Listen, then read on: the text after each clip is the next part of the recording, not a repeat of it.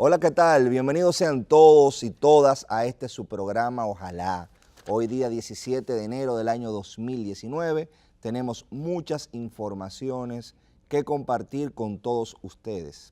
Lo primero que queríamos señalar como efemérides históricas del día es una efeméride histórica nacional que hoy cumple 51 años. Estamos hablando que un 17 de enero del año 1967 fue desaparecido, no podemos decir que asesinado, porque la categoría de desaparecido es una categoría aún más traumática, el destacado abogado, periodista Guido Gil. Guido Gil fue un abogado nativo de Moca, se graduó en la ciudad de Santo Domingo, en la Universidad Autónoma de Abogado, ejerció como periodista, se vinculó al 14 de junio, en esa agrupación tuvo una destacada participación, fue perseguido después de llevar a Manolo Tavares Justo a un programa de radio, y a partir de ahí tuvo una posición aún más radical en defensa de los derechos sociales,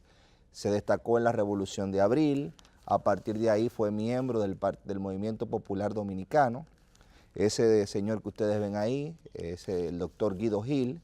Como dije, fue uno de los primeros precursores de los derechos de los trabajadores y las trabajadoras. En el Central Romana asesoró a lo que fue el sindicato de trabajadores de ese ingenio, de ese central azucarero, y se inventó una táctica sumamente poderosa en esa época, y era el llamado paso de la jicotea. ¿Qué es el paso de la jicotea? Yo voy a hacer una huelga, pero para que no me despidan del trabajo, yo voy a hacer las cosas más lentas. Entonces ese paso de la jicotea puso loco a los patrones en ese momento porque no sabían cómo enfrentar esa baja en la productividad que él estaba guiando.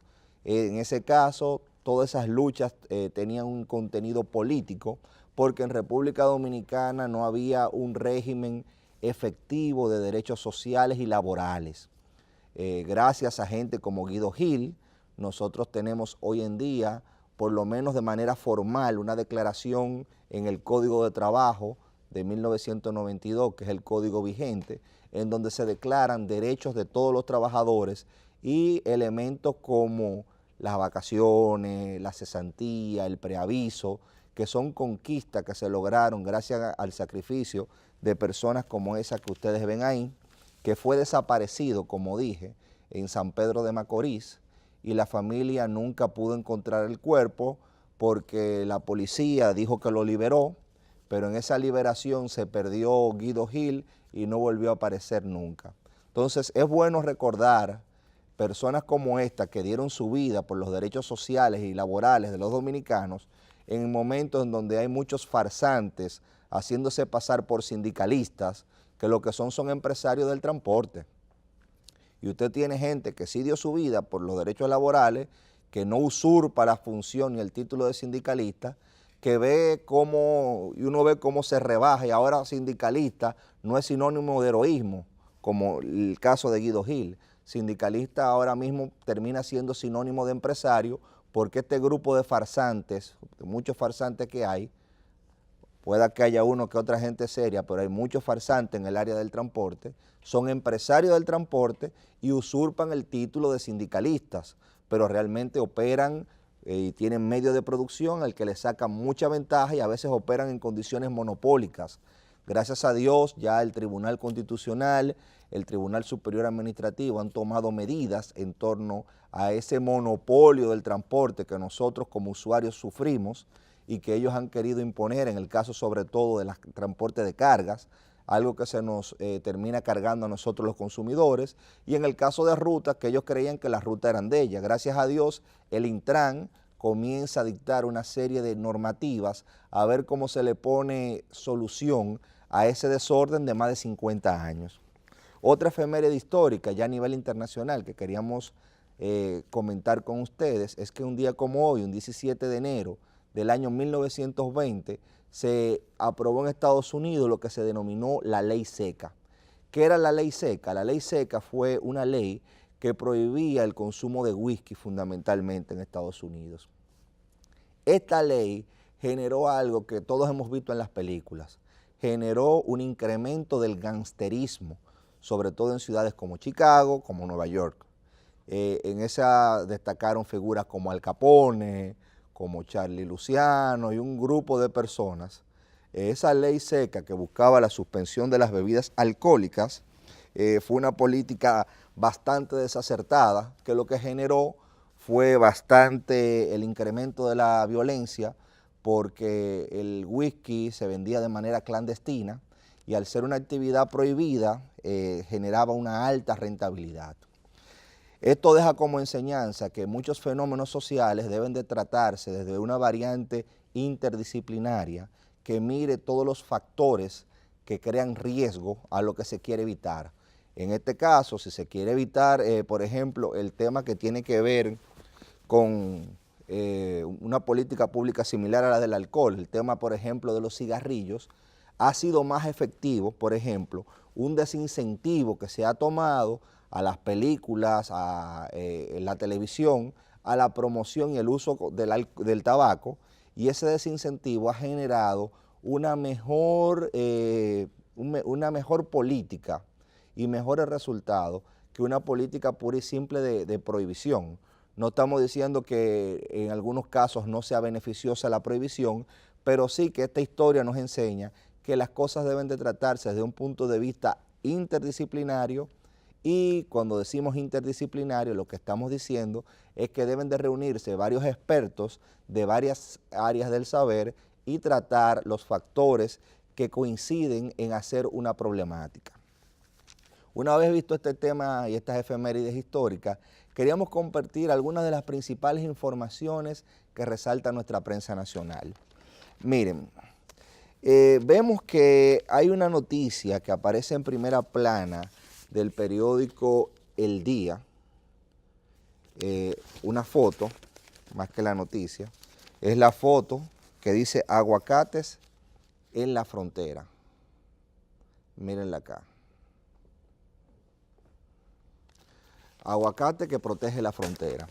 Y se hace un reportaje de lo que ha significado la producción de aguacates. Ahí están básicamente resaltando uno de nuestros mayores exportadores en el área de aguacate, que es Manuel Castillo Pimentel, el dueño de una empresa que se llama Macapi, que exporta aguacate y guacamoles, etc. Y señala, que es lo que quiero resaltar, cómo esta iniciativa de aguacates, que ya tiene muchos años, ha sido una iniciativa rentable y que básicamente esa empresa tiene 20 kilómetros en la frontera sembrados de aguacate. O sea, 20 kilómetros cerca de esa línea fronteriza sembrados de aguacate, y genera un negocio que exporta 500 furgones al año a Estados Unidos. O sea, a partir de ese emprendimiento, estamos exportando 500 furgones al año a Estados Unidos. Eso da trabajo a prácticamente un grupo, más o menos 1.600 empleados que están en la frontera. Eso es lo primero. Segundo, eso se refleja positivamente en nuestra balanza comercial. Y quiero señalar esto porque en la medida en que la frontera tenga mayores proyectos que generen producción, que generen medios de vida para las personas, vamos a tener una frontera mucho más protegida. La frontera es una zona que requiere la seguridad. Actualmente el CESFRON tiene casi 7.000 personas cuidando la frontera. Hay una inversión de tecnología, hay una inversión de puntos de chequeo, hay drones, hay vehículos, pero la frontera necesita proyectos productivos como este y proyectos de esos que se están llevando a cabo cuando el presidente de la República, por ejemplo, estimula la asociatividad y va a la zona fronteriza, y en la zona fronteriza estimula o incentiva que se generen proyectos y medios de vida. La frontera, señores, no va a ser segura solamente porque tenga militares. La frontera necesita también que haya personas allá en esa zona que se sientan dominicanos, y el primer vínculo que hay con los dominicanos tiene que ver con que se puedan ganar la vida y que crean que pueden ganarse la vida en esa identidad que se crea con la tierra, con la gente, con el idioma, que es lo que llamamos patria. Porque la patria es ese sentimiento que usted forja con su tierra, con su comunidad, y para que usted fortalezca ese sentimiento, hay elementos de políticas públicas que inciden en eso. Cuando se promueven proyectos similares a este, cuando se hacen visitas sorpresa, cuando usted siente que en ese terreno que es suyo, usted puede ganarse la vida, usted se siente vinculado. Cuando usted puede tener su familia y su descendencia y su ascendencia estar ahí por muchísimo tiempo, a usted le dan la titularidad de un terreno, usted se siente patria. Usted se siente que aquí y en ese lugar usted puede desarrollar sus medios de vida.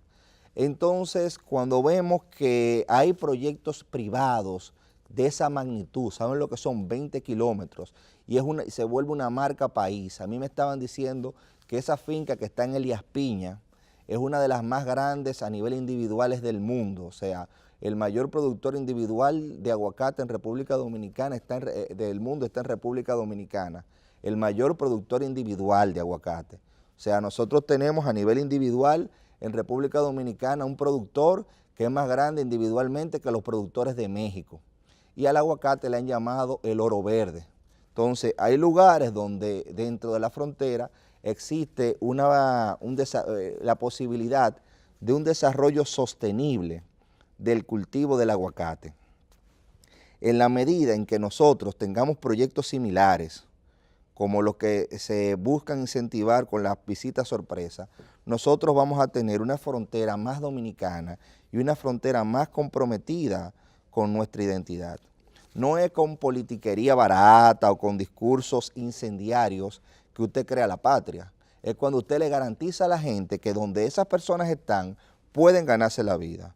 Si la gente no siente que puede ganarse la vida, realmente no hay posibilidad alguna de que la gente se identifique y cree un sentimiento de patria fuerte. Entonces, este tipo de iniciativas, como el que yo estoy mencionando, como el aguacate, requiere nuestra capacidad exportadora. El año pasado, por ejemplo, era el año de fomento de la exportación. Sin embargo, este año que es de la innovación no significa que la exportación dejó de ser importante, sino que otro elemento se va a resaltar dentro del modelo que estamos desarrollando. República Dominicana necesita seguir fomentando sus exportaciones. Obviamente este año se va a poner énfasis en la innovación, pero sin que se olvide las exportaciones. Y para eso yo quiero compartir un material, me gustaría que por favor se vaya ubicando, que tiene que ver con la rehabilitación del puerto de Manzanillo. ¿Y por qué menciono el puerto de Manzanillo después de hablar de ese potencial de exportación que tenemos y señalar este ejemplo concreto de éxito que permite exportar casi 500 furgones al año a Estados Unidos? Porque la bahía de Manzanillo en República Dominicana ha jugado históricamente un importantísimo rol. Miren, eso es la propuesta de desarrollo de Bahía Manzanillo. Vamos a ver estas imágenes para compartirles y hacer un breve comentario. Me avisan cuando esté disponible y nosotros luego comenzar a comentar. Vamos a verla.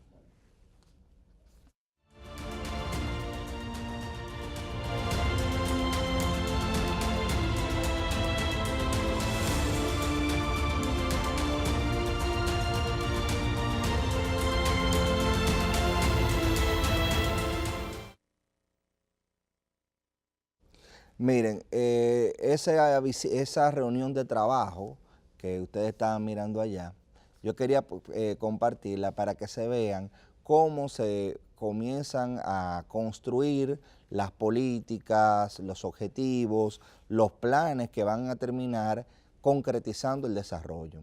En este caso estamos hablando de la Bahía de Manzanillo. ¿Qué era la Bahía de Manzanillo? El que va a Montecristi y ve la parte histórica de Montecristi, se puede sorprender cuando ve esas casas de madera grandes, cuando ve unas calles amplias en esa parte histórica, cuando ve el reloj, y eso tiene que ver porque en ese puerto, en el siglo XVII y sobre todo principios del siglo XVIII, hubo una gran cantidad de puertos, de barcos que utilizaban ese puerto.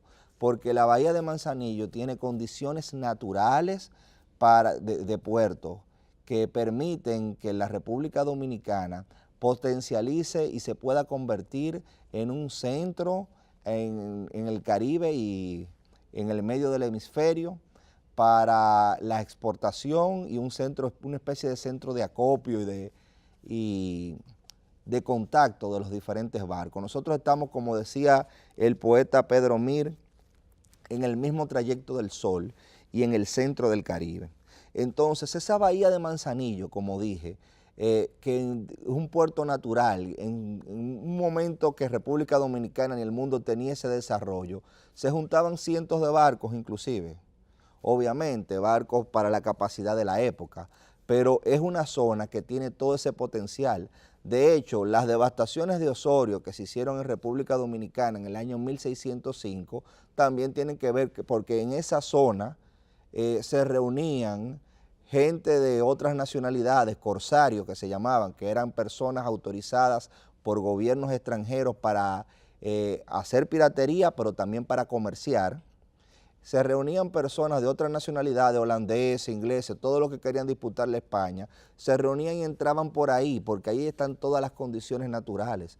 Por eso Montecristi fue en su momento devastado, igual que Puerto Plata, y se crearon provincias que, como lo que hoy es Monte Plata, se crearon territorios que no es más que la suma de la gente de Montecristi, de Puerto Plata.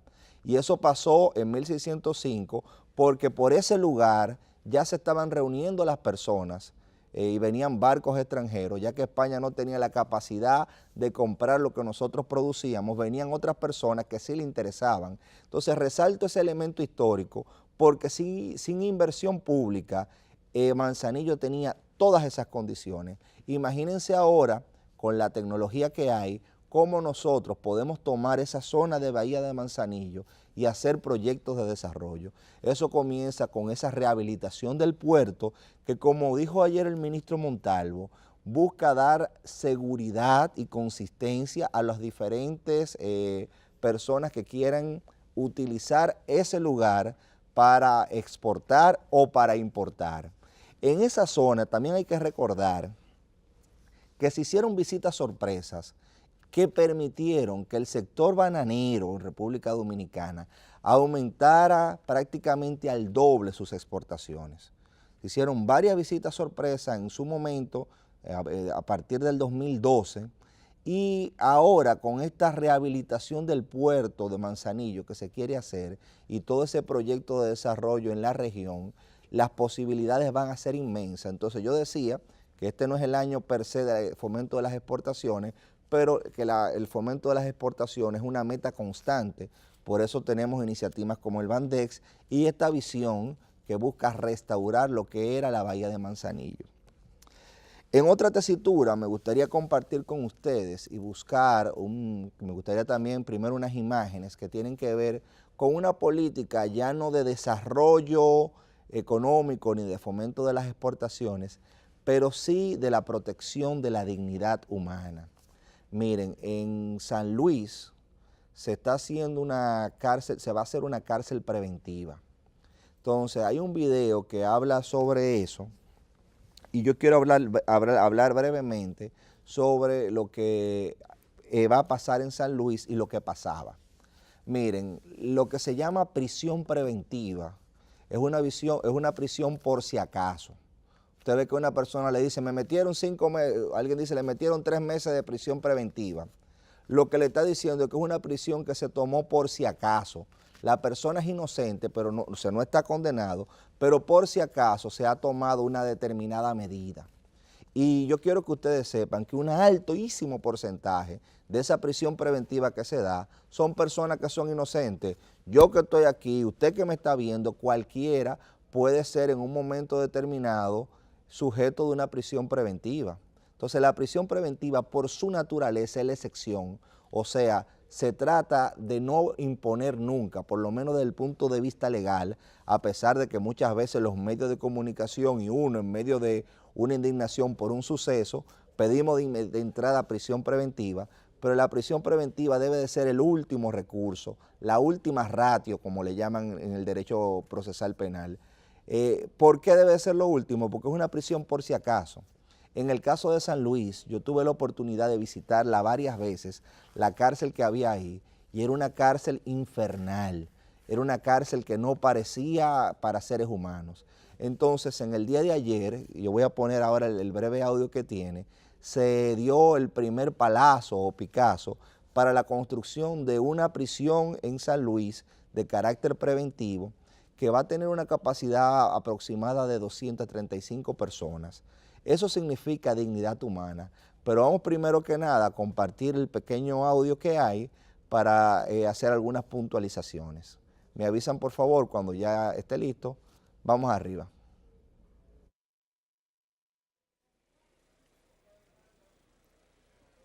Luego de la foto protocolar, le pedimos por favor a los miembros de la mesa de honor dirigirse a la cabina ubicada a la derecha de esta tarima para ver un video técnico que explicará la construcción de esta cárcel de San Luis.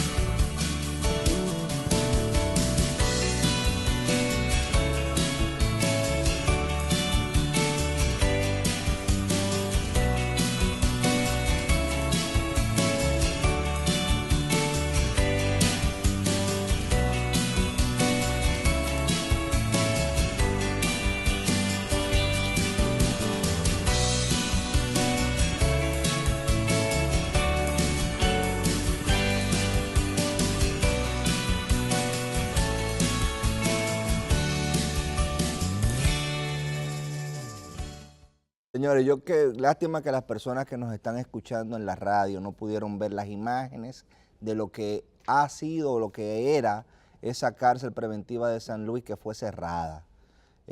Lástima que no pudieran verlo. Son condiciones infrahumanas.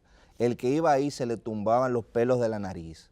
Yo tuve la oportunidad de ir a ver una persona que fue detenida preventivamente, no que fue condenada como medida de coerción a una prisión preventiva, sino que lo que le conocían un juicio tenía que estar en esas condiciones. El mal olor, el hacinamiento, el calor, porque sencillamente eso no fue diseñado para albergar seres humanos y fue tomado, algo que no fue diseñado para albergar seres humanos, para aglutinar seres humanos, porque no puedo decir que era ni siquiera para detenerlo, era para aglutinar y enjaular seres humanos por un periodo de tiempo, a veces de 2 o 3 días, pero a veces de semanas, en lo que se conocía un proceso. Entonces yo quiero conectar ese primer Picasso o palazo que se hizo y ese cierre de esa cárcel con un derecho que se encuentra en nuestro Código Procesal Penal que mucha gente vive vilipendiando y vive atacando. Ese Código Procesal Penal, aparte de decir que todos somos inocentes hasta que se demuestre lo contrario, eso que se conoce como presunción de inocencia, o sea, que usted que nos está escuchando, siempre que lo acusen de algo, hay una presunción de que usted es inocente. Aparte de eso, dice ese Código Procesal Penal que la finalidad de la prisión es la reinserción social. Por eso fíjense que ya no se llaman presos, sino que formalmente comenzó a cambiársele el nombre por el de internos. ¿Por qué? Porque lo que se busca es la rehabilitación y la reinserción social. Ahora, ¿es posible que un ser humano se reinserte en la sociedad cuando usted lo mete en una pocilga así? Es más, eso ni pocilga es, porque las pocilgas están abiertas, ahí no sobreviven cerdos siquiera. Usted pone cerdos en lo que era esa cárcel de San Luis y no iban a sobrevivir, ahí no podían sobrevivir seres humanos, era una condición de completo hacinamiento. Entonces, alguien dijo una vez que si tú querías ver cómo era el desarrollo de una sociedad, había que ver la forma en que se trataban a sus presos, a sus enfermos y a las personas más débiles y pobres. En una sociedad que no trata bien a sus presos, por desarrollado que sea, comenzamos a ver que es una sociedad indolente y poco solidaria. Como dijo en el día de ayer Monseñor Benito Ángeles, esto era algo que se esperaba como el agua de mayo, algo que se decía mucho en los campos, cuando mayo, antes de los estragos del cambio climático, era la época de la lluvia.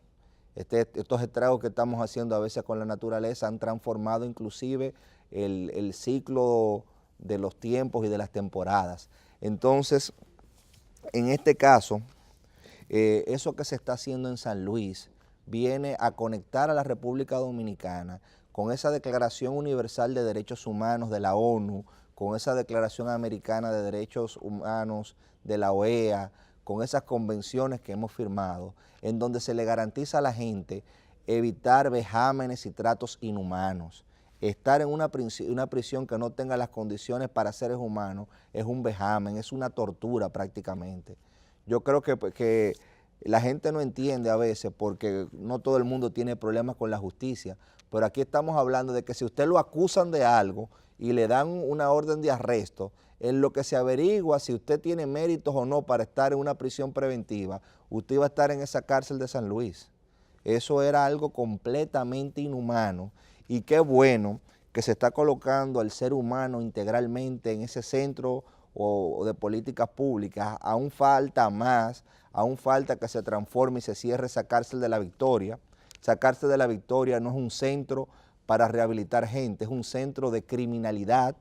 Lo que pasa es que se ha venido transformando todo un sistema, hay un sistema penitenciario, se vienen haciendo inversiones públicas y hay un nuevo modelo penitenciario, pero todavía coexisten ese sistema bárbaro que usted ve en la Victoria, en donde muchas personas inocentes llegan a parar y viven un verdadero calvario, algo que de verdad llora ante la presencia de Dios. Decía el procurador Jean Alain Rodríguez que esto significa la humanización del sistema penitenciario y procura cambiar la realidad penitenciaria. Y quiero señalar eso porque a veces se le critica a funcionarios y se dice que viven hablando permanentemente mentiras, y yo creo que el mismo procurador aquí está señalando la realidad actual del sistema penitenciario cuando dice la necesidad de transformarlo y cuando condena las deplorables condiciones en las que existe. O sea, nadie está diciendo que estamos en un paraíso, lo que estamos diciendo es que queremos cambiar este paraíso y que lo estamos cambiando y que cuando se hacen políticas como esa, se comienzan a cambiar. Por último, yo quería compartir con ustedes, a propósito de este tema de justicia que estoy hablando, una reunión que se hizo ayer en donde se aprobó el reglamento para escoger a los jueces de la Suprema Corte de Justicia que van a ser escogidos por el Consejo Nacional de la Magistratura. Ese reglamento fue aprobado a unanimidad y me gustaría que vieran brevísimamente este video. Vamos arriba. La comisión, el Consejo aprobó designar una comisión para empezar a trabajar todo el tema de el cronograma de trabajo que estaremos realizando a partir desde ya hasta concluir con la designación de los jueces de la Suprema Corte de Justicia, si eso lo decide el Consejo. Por esa consecuencia, esta comisión estará integrada por los senadores Reinaldo Párez Pérez, presidente del Senado, el senador José Ignacio Paliza, la diputada Josefa Castillo, el procurador Jean Alain Rodríguez, quien les habla, Fran Soto, y el consultor jurídico del Poder Ejecutivo, Flavio Darío Espinal, quien nos sirve como asesor técnico a la comisión. Esta comisión iniciará inmediatamente los trabajos de elaboración del cronograma de trabajo. Y para esos fines, desde ya está convocada la comisión para el próximo miércoles a iniciar los trabajos de este cronograma, que finalizaremos ya con todo, tanto la evaluación como la designación de los nuevos jueces si es necesario. Señores, ya ustedes vieron ahí una conformación plural que tiene el Consejo Nacional de la Magistratura, donde intervienen no solamente senadores del Partido de la Liberación Dominicana, como Reinaldo Párez Pérez, o jueces como Fran Soto, un juez de la Suprema Corte de Justicia, sino que también intervienen la diputada Josefa Castillo, que es del PRM, igual el senador José Ignacio Paliza, que también es el presidente del PRM.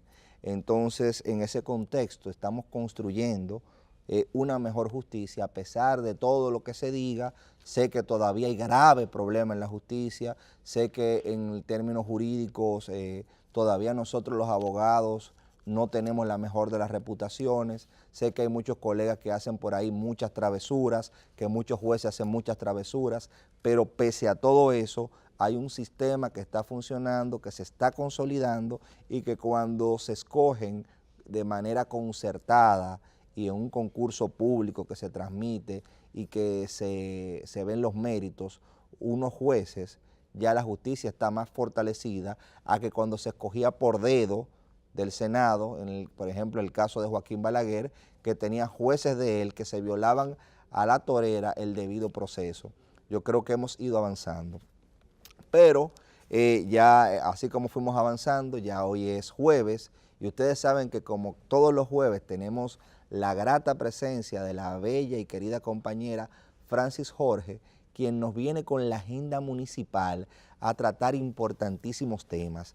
Ustedes saben que ella siempre tiene grandes invitados y en el día de hoy tiene a Pedro Richardson, quien es el director ejecutivo de la Federación Dominicana de Distritos Municipales, y tiene también al diputado Víctor José Aza Tineo, quien es un diputado por la provincia de Santiago del PRM y quien va a conversar con ella en la agenda municipal temas de importante trascendencia. Así que quédense con nosotros, no se muevan de ahí, que ahora es que falta mucho contenido de lo más interesante para ustedes.